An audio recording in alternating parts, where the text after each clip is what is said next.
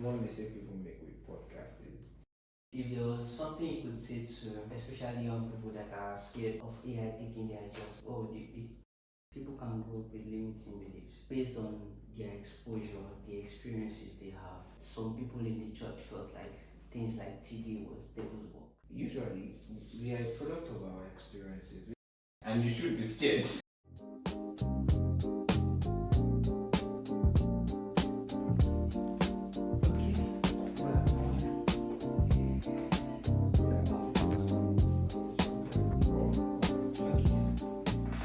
Good day, Mr. Oluwapelumi. Yeah, good evening, Emmanuel. Yeah. So, let me first. Did you say this afternoon? It's too Yeah. Yeah. I thought I would just ignore that actually. That's a problem.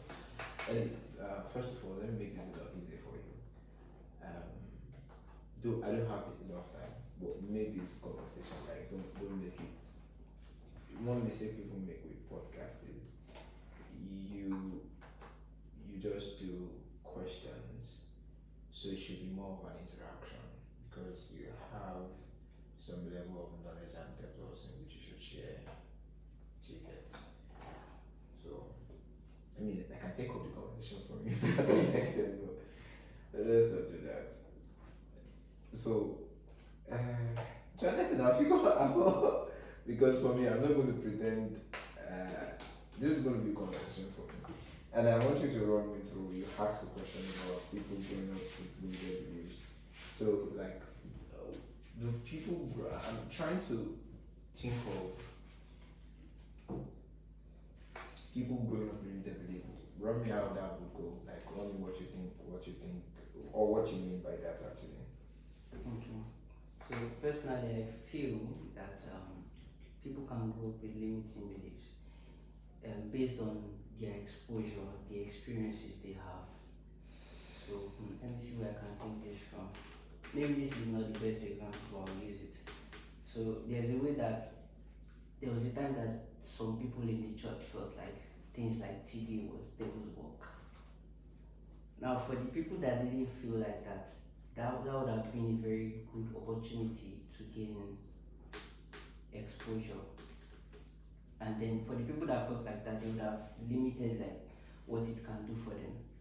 So in a way, I can call that one a limiting belief. Now it must have been the way the experiences they had, whether it was growing up or the whatever they told themselves based on some experiences and they decided to believe must have led them to that conclusion.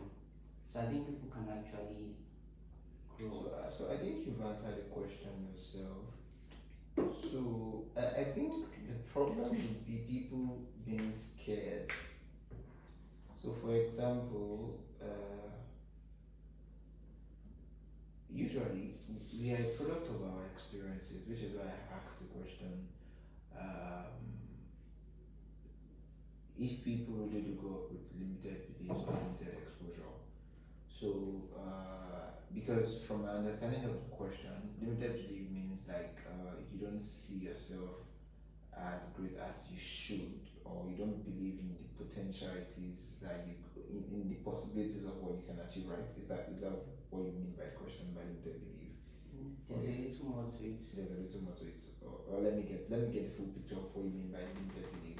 Okay. So, in the context that I took this from, it is more of a situation where, let me use me as an example.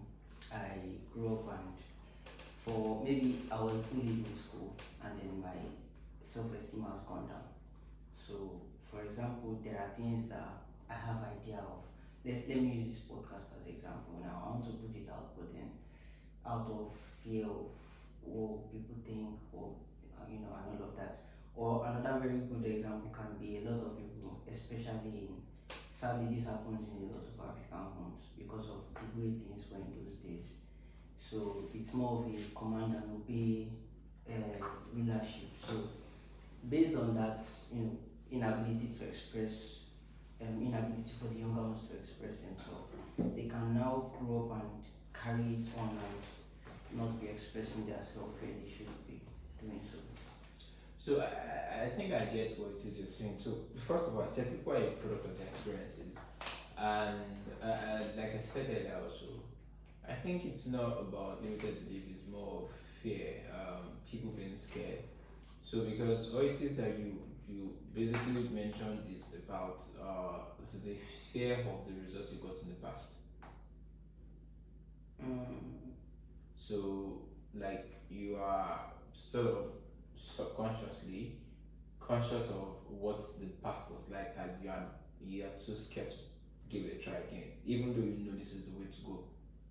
So you are super conscious of what people would think of you because you're defying the odds, like you're going the way people want to go, like you're thinking of what people think, what people say, because you don't have. I'm saying, did you think of what people would think of you if you came to this not really. Why I didn't didn't actually. why didn't it occur to you that you should think of, I mean, what would your parents think? Why didn't it occur to you? And what would your brothers think? Because it's what it is they are accustomed to. But have you ever thought of what someone who is on the streets would think if they are given the opportunity to come? If they start, there's a special feeling to it that they start to be conscious of explaining what they are doing to someone around them. So they start to think of how would I feel if I start to tell them that I'm not really interested in Swali Baba and I want to do something that might not give me money, because it's no guarantee that when you do that you get the money. Yeah, it's not. I'm saying the person's probably going to be what's called suffering themselves, paying for subscription to go to the hub, and then like I'm saying, yeah, it's all the only thing that might not really be relatable, like might not really fit that example, might not fit is because that guy doesn't really give a damn. Like an average street person doesn't really give a damn what people think. He just wants to do it. Now my own money. Even and they don't send people. Like that's the reason why they are shameless about even the sacrifices they do, right? So it's about I don't give two fucks, right? Sorry about the F4 here, F4 here, but it's just about the fact that I don't give a damn about what anybody thinks. So it's about the fact that people are more about being conservative because they're doing a new thing, because they feel like they are not, number one, they don't have what's it called, people doing it for them. They don't have like a reference of yeah, that's not me actually. There was this year. You might want to piece it down with what she's doing, so because of noise. Okay.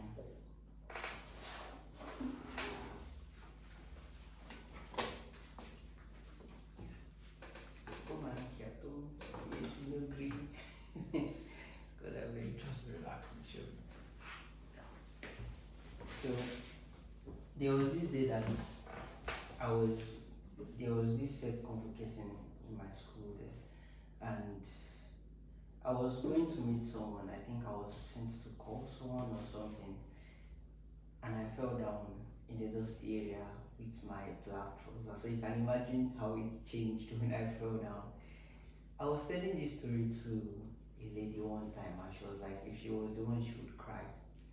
Mind you, the lady is probably older than me with 1 month, and I was in total disbelief. Why would you cry about that?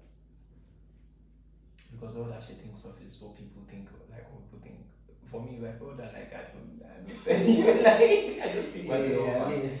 So yeah, the thing is okay. Like you can't blame her also. You know, the society has engineered like ladies to be an object of desire and object of what's called of onlookers, more like. So ladies are largely objectified these days, and you can't afford to not come forward correct. So have you seen the meme of how I look in my room and how I look outside? Like ladies, like their hair can be uncombed, but the moment they step out, they are very conscious of how they look, and it's because of what it is that the society, the conditioning, and everything. So yeah, Largely, that is it. So that's more reason. So it's gotten so personal and it's become a part of her that she can't really afford to have a moment of she being in a bad light. Mm. So that's what I would say. So yeah, and I think that what I would just advise her is to do more of self awareness and like she should take more time to no, I would want to say meditate, but most people don't really get the concept of meditating. It's and another extreme would be what's it called self love, like because people just then become selfish and all. It's just more of being conscious of like being you first before like any other person, like being you first. Like it's just being cautious. A lot of ladies like don't have self esteem. Like they have low self esteem, which is why to an extent they are always constantly out there seeking for validation. They're dressing, whatever it is. So it's just about believing in yourself first, being more internal, be more real with yourself. There's more to that, but I can't really go into all the depth and all. I was telling someone that I think the most confident people are the people that are not afraid to make mistakes. I'm saying for me, I believe like fail as much as possible, fail as fast as possible. Like I'm saying, this works in business, this works in life, like this works in like anywhere actually. And one thing people don't get is that academics is different from real world, right? Because in academics you're encouraged not to fail, but in real life, like you should actually fail as much as you can, like. And sometimes there are some. I would want to balance this that there are some mistakes that are too costly also that you need to learn from environment and probably from people that have gone ahead. But all in all, if you want to set out to do something, like just try it. Like if it feels for the best, like you're not the first outfit. People forget. That's what people don't understand. Like people forget. There are scandals and many scandals that have happened that we don't really like. You can't pinpoint to off the top of your head at all. It is what it is. Yeah, I mean, my starting point was when I was learning piano back then, and something I want to call it keyboard. While I was learning, my music teacher then would always tell me that even when I make a mistake, I should just keep going. I mean, imagine we are singing in a place now and then I make a mistake and start again. What should the people singing do? They don't have to start again. So I should just keep going. Eventually, people would forget about it, and then people are not really watching as much as we think people are. I mean, I may be thinking about how it's my next meal and someone thinks I'm watching them for. That's so it's far apart. That's very correct actually. Like people don't really give that. People okay, let me add this. People just want to talk. Honestly speaking, they don't really mean it. So it's natural for human beings to talk. For you to understand, the entertainment like a huge percent of the entertainment industry is built around gossips. Talk about blogs, talk about what's it called, people glamming up and all. It's just because it's built on a natural human instinct to just want to interact, to socialize and to talk about something because we are naturally social beings. We just want to talk, like we just want to talk, especially people that are high do. The next thing they resort to is to talk about something. So it's just a natural thing to talk. So it's not actually like probably like they mean you inside or they carry your matter on the air. It's just they're just looking for the next big thing to talk about. And if you happen to be the next big thing like to talk about, maybe your crash or your rising or like it doesn't really matter. Like honestly speaking, like and for me I don't mind. I mean people say they don't want people to talk about them. I mean it shows like probably you're thinking you're nothing. Like why should you not talk about me? Like why should you not talk about me? Why not? Like it's something nice to have. Why should you not talk about body? Like talk about him. I don't care. Like it's not a bad thing. So when you realize that people will just talk, even if there is no headline, people will still find something to talk about. They will gossip about what you and your husband are doing. Even be the nicest person, like. They talk about the good you are doing, they try and find fault in it, like just do like this is speaking like no, I had like no hard. Life no hard. If you make mistake you talk, if you do well they will still talk. So it's just a natural instinct. So you shouldn't blame human beings. Everyone does it. I do it also to a great extent.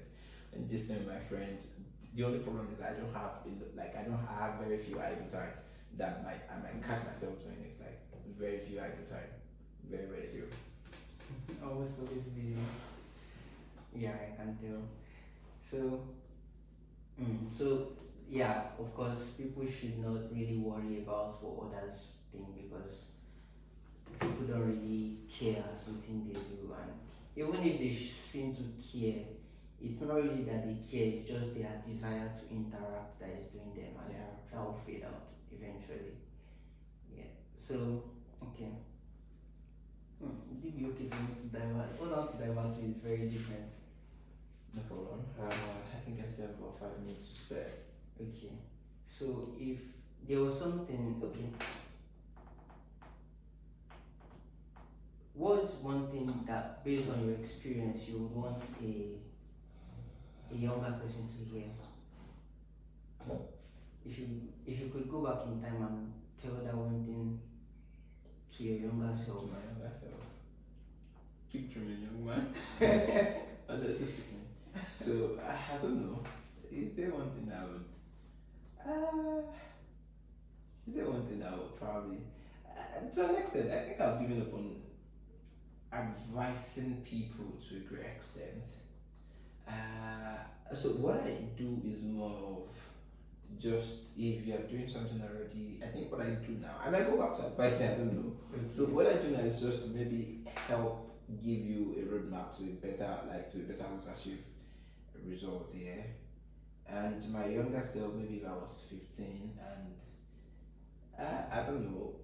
I think to an extent, I'm a product, like I said, everybody's a product of their experiences, and I'm a product of my past experiences. And I think my experience has been great so far. What I didn't know, I didn't know. What I knew, I knew. And if I would meet any random person on the street, I would just tell them, I think, okay, maybe if there's one advice I would tell people, your environment is everything. Your environment is everything. Like your environment is everything. So you don't need to be the best in the class, but just try as much as possible to roll with the best in the class. You don't need to be the richest, but try as much as possible to be in the midst of the richest. It does a lot to your mind. Honestly speaking, if there is one thing I will tell anyone anywhere, every time, is your environment is everything.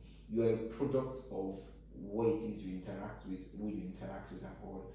And it's the fact that our mind is one of the amazing thing God has created here, and it reflects back our environment, right? So there is the fact that there is the internal force that happen, the internal force of consciousness, what's it called, inspiration and all that comes in, that you can probably try and by yourself, even though you've been in a very abusive or very bad environment, you can still call yourself back. But I'm saying, a friend posted something that your mind can't conceive anything without a reference. Actually, I'm saying, even if you would catch yourself being stupid, like you would have seen something actually. So I'm saying exactly. So I'm saying, someone said something recently that if you're stupid, how would you know you're stupid? Actually, who said the standard? I mean, so I'm saying it is that you've seen someone do something or you've experienced something better, and then bro, I did this, like, or how I do things don't really seem to be the best. So I'm saying, in everything you do, which is one thing which I'm trying to do for my current self also, is to get in the best space possible, best environment possible, the most knowledgeable possible, the most experienced possible, the most powerful possible. I want to see what power is like. I want to see at the highest level, and I'm saying globally, right? So to know what it feels like. There's still some level of exposure I haven't attained yet, and I think I want to attain it. That would be the advice I would give to my younger self, to probably go out more, learn more from people, like relate more with elders, in which I always did actually. I never really did that. I am never really someone that rolls with my peers. Like, I'm usually friends with people older than me. I'll probably just want to do more of it here. Interesting. So what would you say, is there anything that can be more important than the environmental factor? Maybe God factor. Honestly speaking, like, aside God factor, I don't think there's anything more important than your environment. Your environment dictates how far you dream, like how far you think, how far your beliefs. So, which is why to an extent, when we started the conversation, we were like people with limited beliefs, and my own was like I said experience is everything. Yeah, like Yeah. it comes from experience, and then the experience can either lead to fear of you maybe doing it again, or inspiring you. I'm saying if some of your friends do startup, crazy ambitious startup, and raise funds, and they are doing quite fine. When you want to start your own, you're not like it's not so new or different. It's not so new or different. I'm saying you are in the line of programming. It's not new or different to you, but someone in your already let him start coding. You know how different it is. So it is a lot easier, it comes easier to you, but for him, because the environment, I don't know where your already is, but in case there's anyone watching, so or anyone in Ajani Koko. Let's just say a very local Look area. at it, I'm just calling Yeah. random names. So yeah, so it won't come to them very easily. It might not come to them very easily because of the environment. So I think environment really is everything. What you see is likely what you become. What you see is what you become. Does that have anything to do with right division and make it plain? That he may run? Yeah, exactly. Interesting. Well, you said apart from the environmental factor, that the God factor will be above that. Yes. So if I were to ask you, let's say I come to you as an atheist, so let's use random person, and I'm like, why? I mean, I can easily just read books, learn, and start doing stuff. What wants to stop me? So for a person like that is wondering, why is God factor over environment?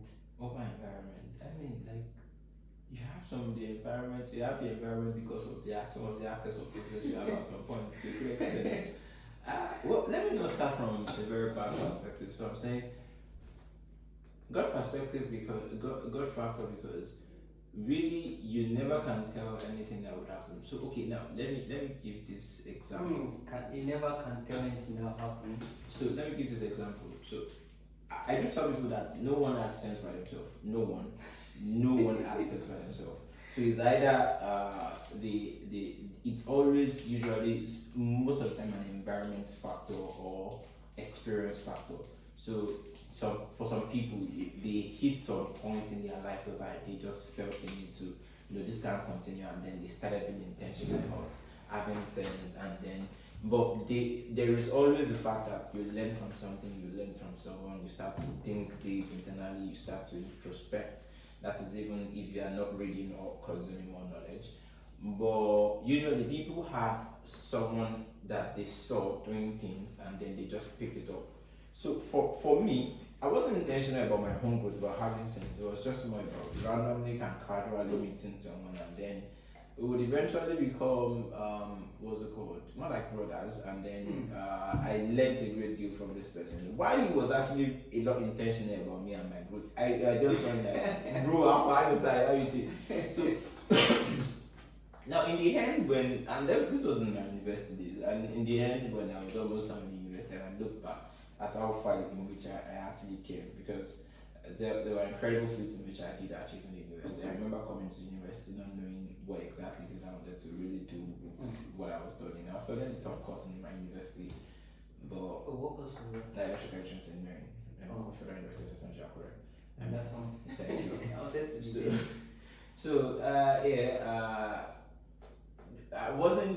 I wasn't really sure what I wanted to do. The only thing I knew I wanted to do is I just wanted to be different. I didn't want to be like everybody. That's the reason why I didn't go for medicine, because I studied in Ife and I should have gone to OAU and studied medicine, but I didn't want to be like everybody, so I chose FUTA.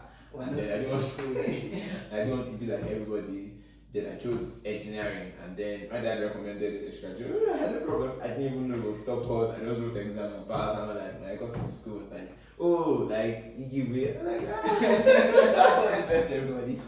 So then coming into school, I really didn't have any ambition or any goal. But meeting this person to an extent, it wasn't conscious for me. It wasn't that I definitely just became smart. It was just that was God being intentional about someone like myself and the journey. And the story is not going to be the same for someone, because you could then ask that why has God not imputed someone like maybe in my own life, or why does God love maybe someone like me? I'm saying no, I'm at the level where say why does God not love me and provide me so exactly. So I'm saying for me, I would never have seen maybe I would never be have been privileged to an information like this if I didn't meet the person, because I grew up in a very conservative space. Trust me, I'm not broke. Like my family are not broke, but trust me, like it all boils down to the environment which I'm talking about. Also, for me, what I was really being brought up for, to an extent, from my own perspective, I didn't really know. I wasn't conscious of what the world out there is. There's a lot of things I really did not know about. Like, and for me, my mind wasn't open to maybe exploring stuff and doing stuff. I just wanted to maybe be an engineer, study. But trust me, the path in which I'm on now, I don't know how best to define this, because I don't want to call out some things also that might be offensive. But for me, I have an ambition of managing multi-billion-dollar organizations and building one, like I'm building some myself. And I would never have been on this path if I had not met someone, because I didn't even know what I was looking for. That was why I would say the God factor is very important. I was just existing, and God had to influence a factor for me to, what's it called, to just pull my attention in this direction. So I'm saying, for someone listening to this, I'm saying you already have an edge of listening to this. Yeah. So you know that you then have to consciously take that responsibility, because I know what I have now, and I know what the responsibility of building my environment is currently. So I'm saying, if you're listening to this, God has helped you by listening to this. So in case you're thinking of why has God not brought someone in my life, so I'm saying it happens differently for people. It is in different stories, and it's not going to be the same timeline. I mean, it's beautiful stories that God is writing that whole. So yeah, I would say God factor anytime, any day, because who knows? Yeah, I can relate to that. I mean, for my own, I was just this guy who was existing, didn't really have a target, didn't really care much, just existing on the face of the earth. And I got to a period where I was going to, like I said the other time, I wanted to go to FUTA. And then the first time I wrote the exam would usually write, I didn't write it very well. And then the second time I wrote it, I was preparing to get into FUTA. But for whatever reason, FUTA was delaying and delaying. And my mom had been suggesting landmark for like over a year. Or that 1 year I used it to learn tech at the time. But throughout the time, she had been using, subtly pushing landmark. And eventually, me and my dad were like, you know what, this battle has gone out of hand. Okay. Let's give it to mommy. And then we went to landmark, and then that's where the shift started. Or let's say that's part of where the shift started, because another person that had a very big influence was, if you know, Jordan Peterson. Yeah. Yeah, I came across his stuff, and I just started to listen how he would push, for taking responsibility and all that, because he was so passionate about young people, at least at the time. And that was really weird. And I believe that if not for God, like I would have just been that one other guy just existing and just doing stuff without, haphazardly and not caring. So like I said, nobody answers by themselves. So like there's always one point in which there's an external factor that comes in, and sometimes you never can tell like at what. Sometimes you're not the one that orchestrated it, like it just happened. So it just happened. So that's just why I would always choose the God factor over every other thing. Yeah. So which is why it is just very smart of you to just ask God what exactly is next instead of planning, and then there is a movement from above that that disrupts everything. So yeah. A cut of love from above just decides, oh, we're going this direction. Oh, you've gone like this. Sorry, man. You have to adjust. Yeah. So wow, very interesting. I forgot the next question. Let me see. Let me look at my book. I actually had it. Okay.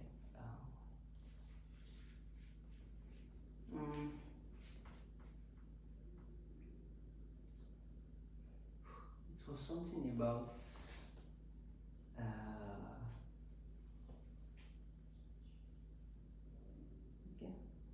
I guess we'll just find the next place from here. If you ask me, it's been an interesting conversation so far, so yeah. Okay. I guess we've surpassed 10 minutes, so I think we should just wrap. So thank you so much, Mr. Pelumi. I would have loved to continue, and fabricate more questions, but I wouldn't want to interrupt what you're doing so Do you much. have other questions on ground? I think there's always going to be questions. Okay. So, I know someone. Let's say, if you were to talk to an atheist, who would you tell him? An atheist that is doing well financially and seems to have it all figured out. First, are they an atheist because they did the research and then they found out that there is no God, or they are atheists because they just felt like there is no God, like, or they just because people said there is a possibility of there being no God? If they are an atheist because they did that research that there is no God, then I would like to engage. I would like to know what that factors in which they put in place in their research. But if they are atheists because they are just lazy, I mean that's just being lazy. It's those kind of persons, like, you might find it a lot more difficult to actually engage them. I would rather even want to engage the person that has done some bit of research and all, to then come to a conclusion that there is no God. Then I can possibly engage the person on how they actually came, what their approach of study was like. But if it's a lazy work of just not choosing, I mean, it's very lazy. Like, it's a very lazy thing to do, to just because people said there's possibility of no God, and then you just accept it, not actually questioning your own thing. And this is the same thing for people that are probably born into a religious family and they just accepted their religion based on the fact that they were born into that religion. It's a very lazy work, and I don't think that those persons really have any sort of understanding of what's going on. They are probably just caught up with life, and at some point those people, if not careful, might easily sway to have societal thoughts than people that actually have some definitive faith in what it is they have, like definitely believe in their faith. So I think that's the way I would want to first go to know if it is, because finance is just about a measure of how much smart it is you have to acknowledge the principles of the world and put it to play. Like, any smart person could, to a great extent, make it very good and decent living. Any smart person, be it a Christian, be it a Muslim, be it a traditionalist, a babalawo. Yeah. I mean, understand? Law and harvest principle that God has put. So there's no way. So it's not even a measure of finances and how good your life is. It's a measure of how deep you understand what life really is. Because at every point in time, everyone wants more. Yeah, very true. And you can't even tell what that more is, not because you're not satisfied with what it is you have. So the mistake some people make is to then want to endlessly pursue more satisfaction. But you would end up realizing that, like I said, wherever it is that has come up into that conclusion with that research is more like, I can technically a fool, because most definitely they don't read. They are just lucky to come by that words, trust me. They're just lucky to probably have seen an opportunity, plug into an opportunity, leverage a situation, and they got money through it. It could be maybe they, of course, not because they didn't study, not because probably they didn't put in work. They put in work, but it was just an opportunity came in. So it might be like maybe they've done medicine for years, and then they just understood the law of, okay, when you start small, save small, and all. It's nothing really phenomenal. Not because even some of those that have faith, that have come to a conclusion of faith, not because some of them also, what's it called, are big on financial understanding of and all. In fact, a lot of people, a lot of Christians, now to be very specific, are more below the poverty line, and they should really get something doing here. And probably even learn from these foolish financial experts here. But when it comes to people like that, if you're really smart, which would eventually play out in your life because you come to a point whereby you can't just have enough. You would believe it's because you want to pursue more thing. But the reason why I would call you foolish is because you fall into that trap means you've not done research. I'm saying, what's it called? One thing historians have said human beings have learned from history is that we don't learn from history enough. So, sorry, phrase it again. one thing history has proven is that we don't learn from history. Because it's a cycle. Like, there's technically no new thing. Yeah, there are inventions, but the use of things. But I'm saying, patterning human lives, there's really no new thing. The way we experience life and all. And so, for those persons who are atheists and they don't have, they are lazy about their faith. One trap they fall into is a endless pursuit of happiness and true material things. So they're the ones waiting for the next iPhone to come out because they want to get a little bit of euphoria from, oh, like I'm the biggest guy here, right? And it's fine, it's a good feeling, but you need for more. So they are the ones that are very impressed about the kind of car you drive. Not yeah, they could afford. I mean, there are people that don't even break any. They don't even break a finger to buy the richest, the biggest cars. It doesn't really move them. Like they're just on to the next thing and whole. But I'm saying, if you're lazy, I think the first thing you just want to do is to start to research. If you're lazy about it, the first thing you want to do is just start to research and question things more and look more within and look at the endless pursuits in which you've been in, and then I think some questions will answer themselves by itself when start to look more within. Then for persons in which they've come to conclusion through research or through experimental belief and all, I would want to know what their experience has been and debate that. Very interesting. I mean, I was speaking to someone and the guy is an atheist. I was trying to show to him because I'm not one to come out. Of course, I cannot superimpose my ideas on people. So I was trying to show him that, brother, God exists, and I think you'd have more, even though they call it unfair advantage, you'll have more advantage in this battle of life and all of that. And then I even went as far as, some scientists have discovered that if the Earth, for example, is a bit closer to the sun or far from the sun, there's going to be like extreme consequences of any one of those two scenarios and things like that, and a couple other things. So I was asking him, like, can that really be random? Can we sit down and say, okay, maybe that was like let me ask, was the person coming from a scientific point of view or from an experiential point of view? Why did they say they were atheists? Did you ask? I tried to ask him. That was one of my first, and for him, I think he hasn't really taken time to do research or think about it, because he started from the point of, why is it that people in the Old Testament get to suffer a lot for their consequences, but in the New Testament we tend to get away with it? I mean, isn't that unfair? And then after we debated that a bit and I showed him how, or let's say me and the person talking to him, we eventually showed him that, okay, look, things changed, but it's not that those guys felt necessarily at disadvantage, because they were, if we are to go into that part, there was a time that Jesus also had his own time for them and all of that. So I was able to get that out of the way, basically. But every time I get something out of the way, it comes with something new. And then one day I had to ask him, like, have you actually done your research? And said, well, he hasn't done it, he's lazy about it, he will do it, but he has other things to focus on. Yeah, not ready, man. It's a lazy approach. Usually, if there is a 1001 reason for you to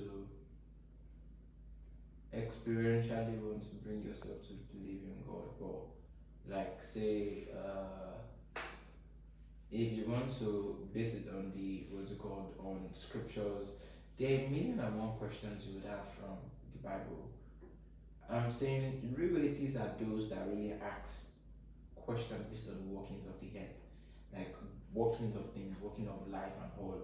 So yeah, I might say should we discard the Bible because there are a lot of In fact, I wouldn't say there is loophole in the Bible. It's just about this fact that the Bible can be misunderstood a lot. So I think that would be more what I would say. The Bible can easily be misunderstood because one thing people don't do also, and it's largely because of research. So trust me, when you research, most people don't know how to read the Bible. So a lot of time we've forgotten that the Bible is a documentation of history also. And when you are reading it, you read it with the context of what happened at the time. Not based on what is now. So Greet yourselves with a holy kiss. you get. So I'm saying, for example, now there's this common scripture which people even use to explain context of scriptures now, where Jesus Christ is saying, it is it's easier for the camel to go through the eye of the needle, right? Yeah, that one is very popular one. So I'm saying now it is recently, which a lot of people have even now helped us understand, is that there was a gate at the time that was called High of the Needle, and for you to it is largely for people to pass through, but camels also go through it. But the only thing is that camels are used for transporting luggages. So I'm saying a camel can be like this and the luggage on this can be like this. So it will be very hard for the camel to go through if you've not shed off the weight, like a extra weight, which is what Paul was saying, that let's lay aside every weight that easily besets us. Okay, I'm learning. Okay, I should have had my just So let's lay aside every weight and run the race. So that is literally what Jesus Christ was saying, that it's going to be a lot difficult for a rich man to actually get to the kingdom of heaven, because riches come with a lot of baggages. You have a lot of concerns and a lot of doubt and worry and all. Philippians 4 verse 6 will say, don't worry about anything. Like Paul would say, peace. Yeah, that's in Philippians, and the peace that the peace beyond understanding. I can't remember the exact scripture where that is from, but you understand what I'm saying, right? Yeah. So I'm saying it is easy for a rich man to easily trust in his wealth and what he has amassed, like the rich fool that just read in the parable of, than for a poor man to just trust in the Lord. A poor man will easily trust in the Lord, right? But a rich man can easily trust in his wealth and riches. So which is why Jesus Christ was giving the example that it is hard for a camel to go through the high. It's easier for a camel to go through the high of the needle than for a rich man to actually enter the kingdom of God. So now back to what brought us here. Now I forgot what brought us here actually. Kind of. I actually removed it. Let me bring it back. Well, I think we're talking about atheist and God, right? Yes. I can't remember at what point which I veered off. Okay. Okay, the scriptures. People misunderstand the scriptures. Yes, I remember now. So now, people misunderstand the scripture a lot because they don't read it with the historical context of what it is that is happening. So when you let me give another debunking. So, and this one might even want to switch your brain to an extent, because that one was positive to negative to positive. I mean, this one is positive to not too negative, but people used to think that maybe when David used the sling against Goliath, that it was just God that took the stone and God empowered the stone to hit Goliath. No, slings are very dangerous weapons back then also. I mean, it doesn't make sense that a king would. You don't understand. The bet was that if this boy should lose, the whole nation would go to slavery. If I'm a responsible king, I won't bet the life of my nation on a boy. What he's using, if it's more like what we used to describe, is that maybe David was going there with a pencil in order to trade pencil at Goliath, and now God used that. God just took that pencil and then it went up like that. Once it touched the No. If you know how dangerous slings were also, it's because slings are crazy dangerous weapons actually. It was just the confidence the young man had actually, that this will work and I can convince you. I've killed a bear, I've killed a lion. He had the track record, so he was able to convince the king, because no responsible king would place his own life also, because he's also going to be going into slavery. It's going to be the first they're going to come and knock if David loses. If they were Nigerians. Exactly, bro. You You get the gist. So I'm saying when you read the scriptures, you should read it with proper historical context and make research. So when people are lazy about it, like just tell them to do their research. Just tell them to do their research. Very true. Then there was a point where you mentioned something about a lot of Christians being poor, and I think I would agree. Many of them tend to now sit down and be like, if I pray, it's going to go well. If I just have faith, no works, it's going to be fine. They don't see it in that perspective of faith and works, but if we are to take it that way, that's how it is. They just think, just pray and it should be fine, and then they end up suffering and living poor lives. You are evangelizing to someone, the person is like, you have no eating, what are you doing?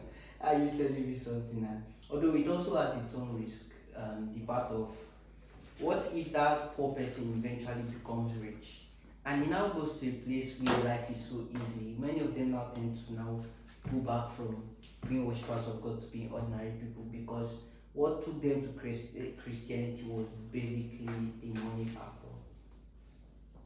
You want to unhead a lot of things. So I think I genuinely believe that people are called into full-time ministry, yeah. And what it is that people need to understand that it takes a lot of time. Like having to shepherd people is a lot of work. Like it's a lot of work and it's time consuming. There's a reason why therapy is a career, because it's a lot of time to actually listen to people talk and having to guide them. Exactly. So right. So but pastors do this without being necessarily like people feel like they should do it without being paid and all. So people are against pastors when they are masquerades and wealth and all. Well, I would say like if done properly, the proper structures, I might not go full details into that. But there are people that I believe God can call into full-time ministry, but every other person should go to work. And these people called to full-time ministry should know that one of their work is also knowing what the system, what a proper society should look like, doing their research. We have lazy pastors also, apologetically speaking. I'm saying Moses was a pastor, so to say, but that man wrote a constitution. That man understood what a society should look like. So I'm saying a lot of pastors don't train people to be like functioning in the society. So that's the reason why when they have money, they don't see themselves as part of a church, because mostly what the church pastor has been giving them, the only prayers they pray is breakthrough. So I'm saying, once you've broken through, then you don't need the prayer of breakthrough, so you don't need to go to church. So there is no culture, there is no system, there is no environment to help them know about what's it called growth. Do you understand? Like so growth and different areas. Even growth like societal like well-being, societal like peace, like and all of these things like emotional intelligence and all of those family matters. I'm saying this are if you are rich, like you are not necessarily praying for breakthrough. Like you would take yourself back if you go to a church in which everything they pray about is breakthrough. I can't tell the most God will give you money. Exactly. So I'm saying some of the problem usually is that some of these persons when they break through, like the messages don't then apply to them. So they only would do themselves the service of going back to those churches and then they are being strong to give, because now the message is another message is now being targeted at you that wealth or something you should give back to God at all. Whereas like what's it called? If you stay out, you have your mental health and peace, because the little money you've made, you want to grow it and you want to increase it, right? Which is fine and healthy. So I think to an extent there is the responsibility, there is the fact that I believe some people like, and I'll give a very perfect example in which I already mentioned, Moses created a system of society whereby there are people that are meant to be taken care of by the people, that these people are not necessarily meant to work because of the work God has connected them to. But I'm saying there are people also that are meant to work. Now, if you ask me, how do we differentiate? Only God can tell. But I genuinely advise you, because if God has called you into the ministry, He would take care of you. If God no call you and you suffer, bro, you suffer. Just accept. And the thing is, sometimes people find it don't find it easy to accept. Just it's not hard, like bro, like it's not hard. We've mentioned that people would only talk and they'll talk for a short while. Just accept that, oh, God has not called you, no problem. Find work, start somewhere, learn. So, and for people, and for you that God has called into ministry, you're not broke, you're not rich. Your responsibility is to God. So yours is to just constantly go to God that where's my next meal at? Like God owes you that. So that one is sorted and all. But for you that you are not God's responsibility, bro, you are meant to walk and walk your life and believe that God has plans for you to be prosperous, such that when you are prosperous, you can take care of, because it is also through your hands that people in which God has called to the ministry will be blessed. Because not because they are lazy, but the problem is not because they are meant to be lazy, let me put it like that, but some of them are lazy now actually, which is why I said a lot of pastors are doing lazy work of just in the Bible. They don't study, they don't do extensive study. If you are going to full time, it's not an excuse for you to be lazy. Like you're going to read, like you have responsibility to study the Bible. Like you work. You should know what society is like. You should know what your people, the sheep in which God is committing to your hand, what they are facing in the world. I'm saying a lot of preachers' messages is not relatable to even. That's why a lot of pastors sometimes they lose youth. Well, sometimes it might not be sent to youth, but I'm saying like even the people like say even if you are sent to the older ones, you don't know what they are facing. You don't know what it is they are. You're just sitting down in your house eating milk. You brought milk. God bless you. And that's a lazy work. That's a lazy work. You are meant to pray fast. Even the apostles did the example. We would give ourselves to. We are not going to be. We are not going to be serving tables. Like appointment amongst you that would serve tables. We are going to take ourselves to fasting, praying, and study of the word. To praying and studying of the word, right? I'm saying, and all they had back then was the Old Testament, and they gave themselves consistently to studying that exhaustively.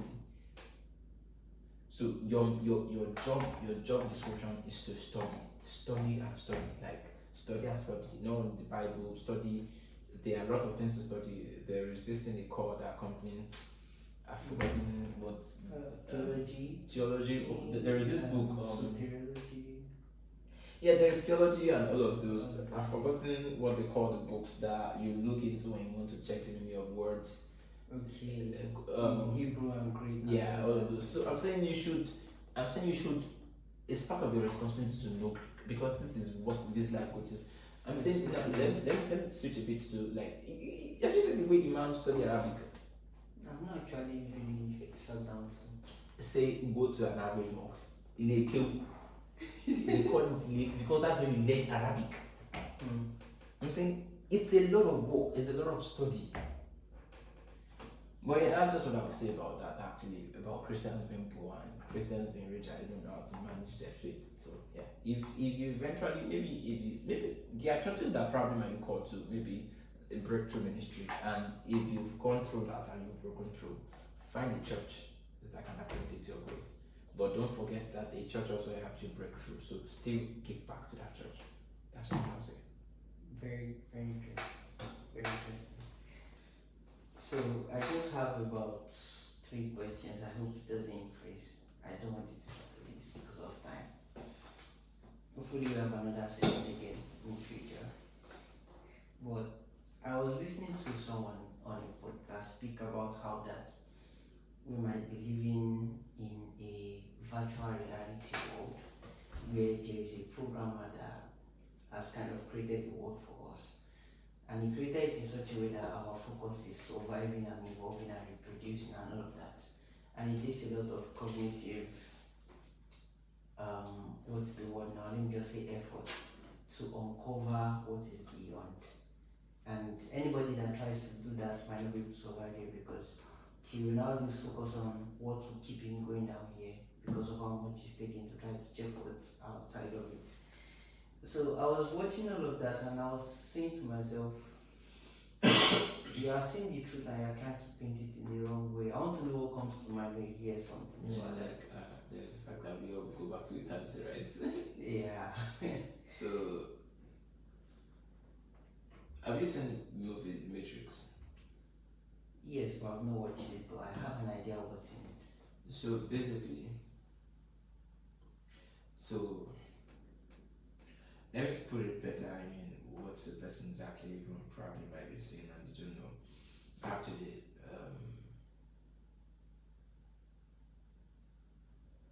so there are different levels to what the person is saying. There is number one, there is the fact that we are only living in time to pass through time to go back to where there is no time. So we came back from time. We came from infinity, like from eternity rather, into time, and we are going to leave time. And time is programmed to a great extent, but not programmed in the sense that it's definitive because you can then say that we don't have free will. But it's the fact that also there's a lot of moving parts to it actually, but the one I would want to talk about is that the life we live now is more we've been socially engineered to live the life in which we live. So to a great extent, you I've mentioned this several times that we're a product of our experiences here, and those experiences to a great extent are engineered. Not every choice in which you make is engineered, but like the things in which you pursue, most of our ambitions and careers are engineered because of this is what the society counts as success. And I'm saying there are people that actually designed it actually, and there are people that are on top of the game that no matter how they seemingly can't fail actually. But okay, I think this is where this is one of the places in which God factor also comes in because one thing we've seen is that times change. I'm a person fascinated by history, so I'll give quite a lot of it. And the interesting thing is that some of those histories captured in what we know already. So, especially from the study of Bible, the Bible is a very amazing history book if you look late into it. So there was a point in time in which the people on top of the global civilization was Egypt. And I'm saying this has been scientifically proven that knowledge stemmed actually from Egypt. Writing has been traced back to Egypt. Even education to a great extent has been traced back to Egypt. So I'm saying there was a point in time whereby the highest civilization in the world was in Egypt, and some of this movement was captured in the Bible, right? And the thing is, these guys determine how the world sees success. Now, there was a point in time whereby it was Israel during the time of Solomon. Israel had one of the most notable economy in the world, and they defined what success really is. They influenced other nations to actually believe in God. Actually, Solomon was one of the wealthiest kings that even people came all from the world to learn from his knowledge. He knew biology, he taught biology, physics, and all of those. Yes, it's right in the Bible actually, he taught all of those. So then there was a point in time it was Babylon. So I'm saying you would be surprised to know that where Babylon was is today's Syria. You know, the country Syria. You probably wouldn't have thought of the fact that Syria was anything. I'm saying where Babylon was Syria, and Babylon was the highest civilization. The Persian kingdom was the highest civilization at some point. Let me give you something very interesting. Not more than 500 years ago, one of the highest civilization in the world was Mali. The same Mali, this is West Africa. Nice. I'm saying the king of Mali owned so much gold and wealth that he crashed Egypt's economy when he visited Egypt, when he passed through Egypt, because it was giving out too much gold. And I'm saying he was at some point, like according to history, the richest man in the world that has ever lived. So, and I'm saying, you know, the way to an extent, because, and I'm having to give all of these accounts because, you know, we live at this point in time, and sometimes we might not be conscious of the shift in powers, because there are people that dictate what success is, because of subconsciously or consciously. Trust me, there are people that actually doing it consciously. They determine what success really is defined by the rules by which everybody plays by.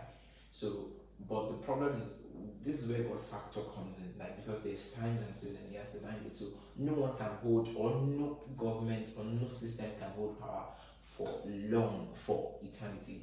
There was a point in time it was the Roman governance that was the leading economy. that was the time in which even Jesus Christ came to the world, right? And if you check, that was where the reason why the world is a good part of the world is practicing democracy is because at the point where Romans was good were in power, one of the things that changed that evolved out of Rome like was democracy. Before it then moved to England, then from England it moved to, I can say, to the United States. Now Asia is contending for it now. China likes. So, and I'm saying that's where God factor comes in because you never can tell. And I'm saying if you these things are not just like they are not just happening by chance. And I'm saying God can tell where it is that it's going to. And it happened in with this guy. David. Not even David, this king of Babylon, Nebuchadnezzar, when he had the dream whereby like there was a statue, the head of wood, body of, I've forgotten the different components now, bronze, and I think there was more than iron, there was iron and there was more than iron. Okay. Where Daniel then came to interpret, where he said all, that was Daniel, I think chapter 2 or chapter 3, where it was called the king ordered that all, that he had a dream, he forgot the dream, and then he wanted someone to tell him the dream and interpretation. Yeah. That was the dream. So it was God telling the king through Daniel that the current administration, the current regime will rule the world. The gold, that's the Babylon. Then came the Roman. Then came other. Do you get?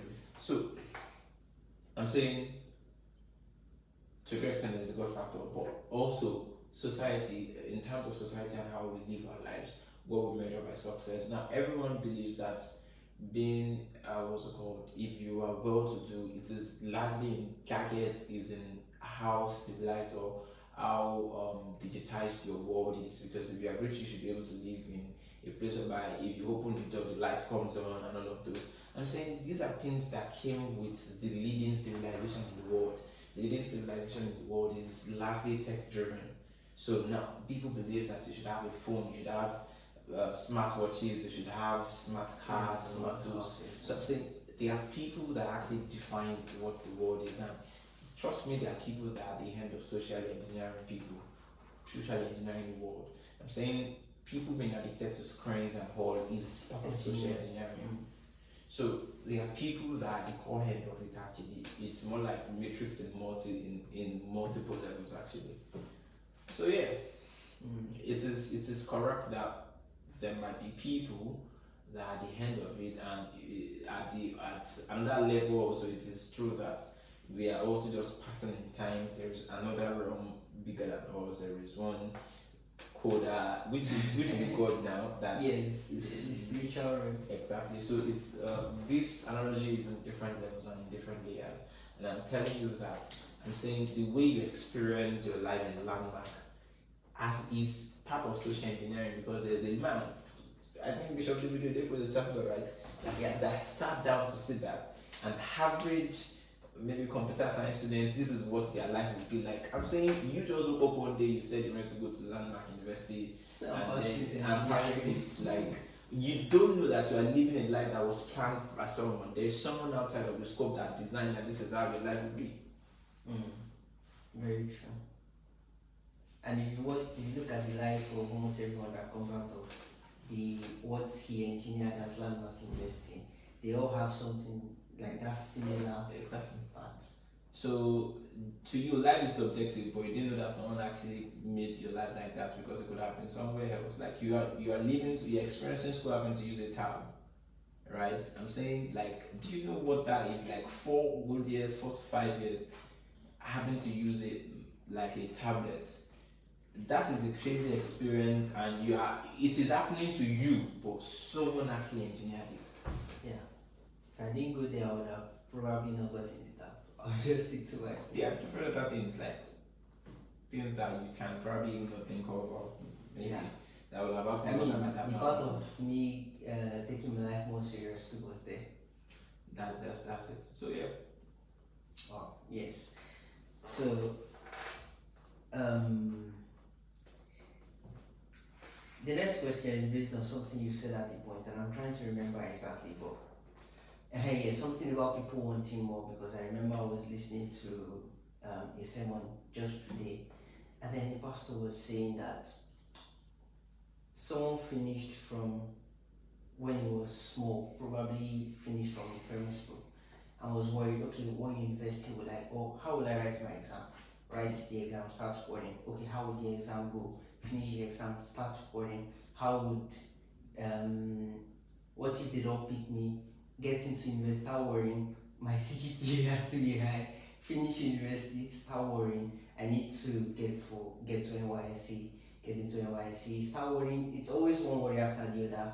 And if someone thinks that's the end, okay, he finishes everything in school, start worrying, I need a family, or I need a job. Gets the job, start worrying, I have a job, but now it feels, who do I share the money with? I need a family. Gets a family, start worrying, oh, they have to grow up, right? They grow up, right? Start worrying, who they There's will always marry, something and to worry about. always something Right. to worry about. Then what's the question then? And if there's never something to worry about, then there will still be that hole. There's also like that hole inside that just feels empty. There's that longing for something. I think that's part of why there's always that wanting for that longing for something more. Although usually, if I were to answer the question I'm bringing forth, I would usually just tell people that look, the first person that man talked to was God. That was the first person Adam talked to. And then some people now think it's okay that you are not talking to God and you are walking on the surface of the earth every day. So, yeah, where would you take your own perspective from if you were to tell someone how that longing in them is actually, should I say, fabricated, and it's only one person, one being that can feel that longing? First of all, I think human beings has evolved. I used to work to an extent, and I'm still kind of thinking about it. What was like in the early 1900s, where there was no sophistication of education and all of those, and you just go to school, like you just woke up, you went to farm as young as you are 14. I mean, as long as you have grown, you can just go to farm, and at some point you tell your dad you also want your own farm, and once you start making, at least you are able to provide for yourself and the next person, you can get married. I've seen people go marry them at 18, and you can have as many as 3 wives, and they didn't have any pursuits except maybe they want to become more richer, or it wasn't, life was easier. I'm saying, would you say they had concerns about the longings? Because I mean, back then they didn't know God. It was Umu or Shango or Batala that they were worshiping. Yeah, I mean, let's say in their case, probably that replaced, and then they felt, I don't know. The thing is, number one, life has become more sophisticated, trust me. And one thing about humans is that we are primarily a social being. So, all these things about primary school, secondary school, university is only a social engineering of what we believe should be a functional society. So, I'm saying, because I am social, I am naturally social, I just want to be like my peers. So my peers are going to the university. Subconsciously, that's exactly what is playing in your mind. The environment. So, but you know you need to write an exam to pass. Like you need to pass an exam to enter university. What is inside at the end of your mind is I don't want to be left out. So you are constantly under the pressure of society to just play the level that the society is expecting you to play. That is the constant need of the world, because you don't want to be left out of the society. You don't want to be segregated, because after secondary school, all your peers go to the university and you're out. You start to feel alone. Like you feel like some people feel rejected. You feel like you've lost it or something. It is just social pressure, honestly speaking. All of those longings, stress to an extent, all of those anxiousness and all is just basically societal pressure, honestly speaking. But now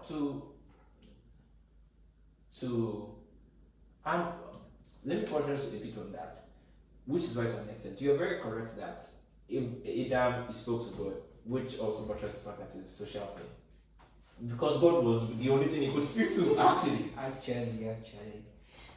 But when you start to question on the flip side, take away all the social pressure, take away all the social structure and engineering that has been made. Maybe you woke up and you could go to farm and you could eat and you'd be fine. when you take away all the social distraction, that's when the question really comes: what is man supposed to really do? So, for example, now let me give you a very important question, a very important, like a very beautiful scenario. Honestly speaking, on an average, there is the ostentatious living, but on an average, I think if you give if you give an average man 500 million naira, I can bet you that they most likely will not know what to do. Because all that he wants is a house and to be able to take care of his family, have a car and all. On an average, you get a good house for, I'm saying average, not ostentatious. There's expensive, there's luxury, right? On an average, if you spend around 50 million naira on a house, you get a very good duplex.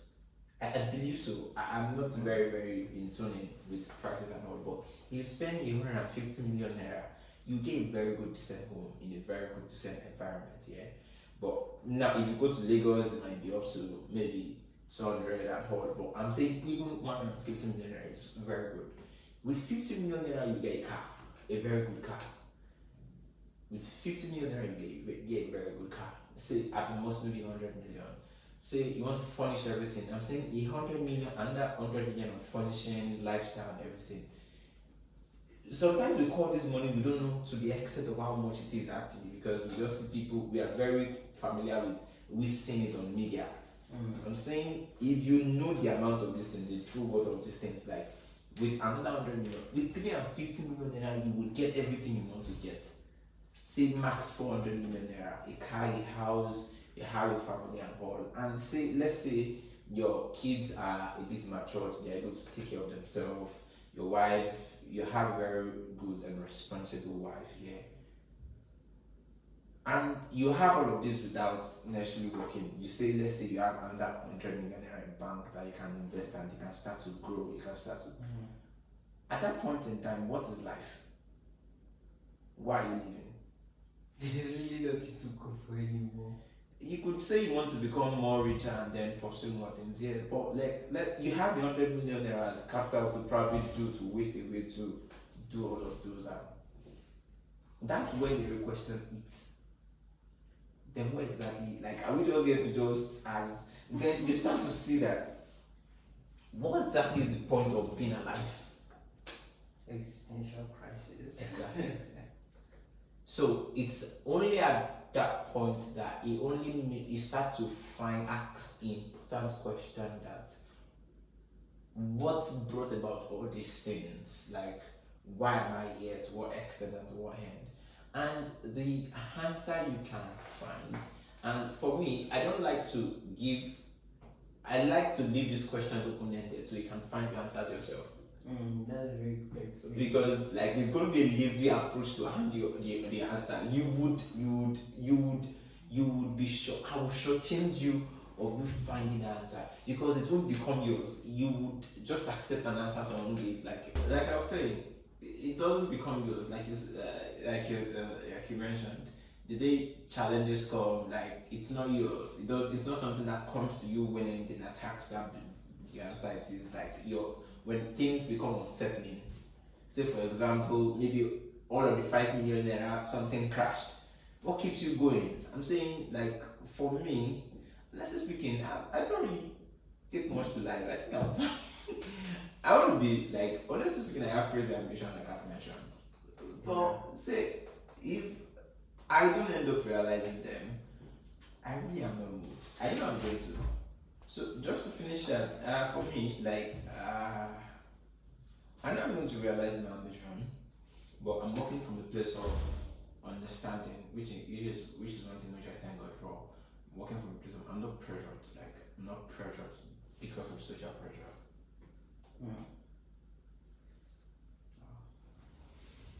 I shall not allow the pressure of the society to take me away. Well, thank you so much, Mr. Pelumi. I really appreciate that we could get on this, and I hope we can have another one very soon. Yes, and there's a practice I saw somewhere, and I would like to have that too. So if there's a question you can leave for the next speaker, we will not disclose the question, but when the person is done, he will answer this question and set another question for the next speaker also. Okay. So the last person left me. No. Okay, This is our return practice. So I should type a question here. Yes, for the next speaker. No problem, I can. I'll just think about it though. Okay. Okay, so the last person, am I the first to be interviewed? Oh, I'm the first to be interviewed. Yes.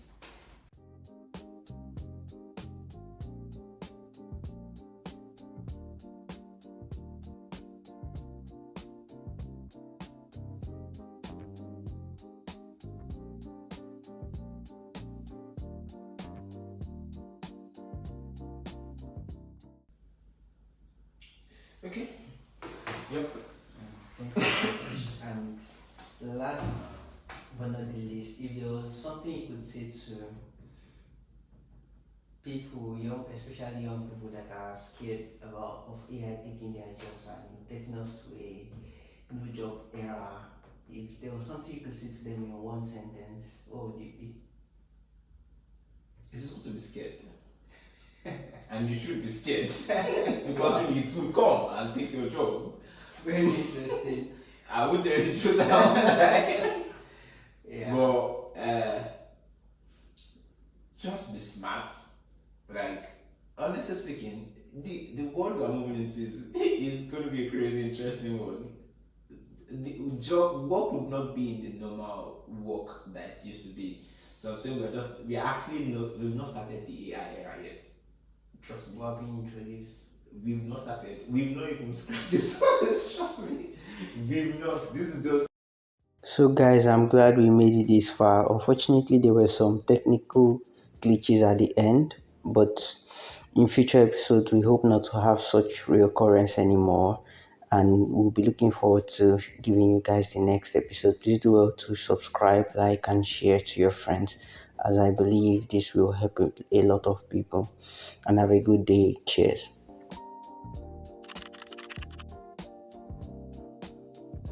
Actually, you are challenged. Sorry. We're having a conversation before we have. So.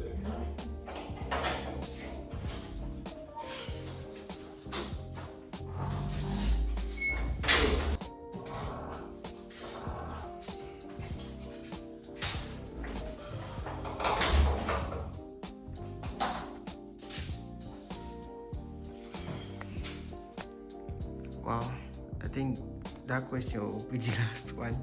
Okay, I have the perfect closing question. Hopefully, this is less than 5 minutes because it's at 5%. So I'm saying, just a moment.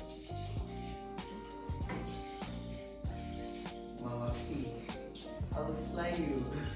Yeah, you can. This is a public space also, yeah. It's in a public space for the podcast. Yeah. Speak loud now. We are already with it. We are already on the 10%.